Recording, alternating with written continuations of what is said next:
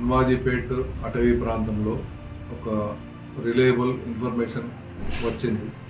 దాని ప్రకారం మా డిఎఫ్ఓ గారు, Nikhita madam, FDO Sunitha madam వాళ్ళందరి సమక్షంలో అక్కడికి స్పాట్కి వెళ్ళడం జరిగింది. అక్కడ స్పాట్కి వెళ్ళిన తర్వాత అక్కడ మనకు ఒక చిరుతపులి కళేబరం కొద్దిగా డిగ్రేడెడ్ స్టేజ్లో కనబడ్డది.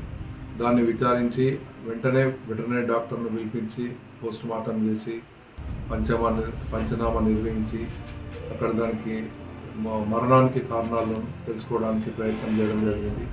మరి ఇట్టి విషయం ఫోరెన్సిక్ ల్యాబ్కు కూడా కొన్ని పార్ట్స్ పంపడం జరిగింది. విచారణ చేయగా ఇట్టి దాని గురించి కొంతమంది అనుమానిస్తులను అదుపులోకి తీసుకున్నాము.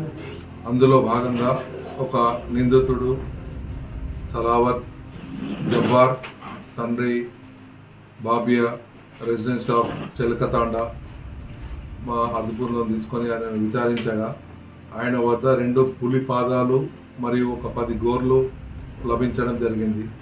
వెంటనే దానికి పంచనామా చేసి పై అధికారులకు సమాచారం ఇచ్చి కేసు రిజిస్టర్ చేసి మన బాన్స్వాడ ఫస్ట్ క్లాస్ మేజిస్ట్రేట్ దగ్గర హాజరుపరిచి ఆయనకు 14 రోజుల రిమాండ్కు తరలించడం జరుగుతుంది. తదుపరి విచారణ తర్వాత దీనికి పులికి మరణానికి కారణాలు వేరే విషయాలు వెల్లడించడం జరుగుతుంది.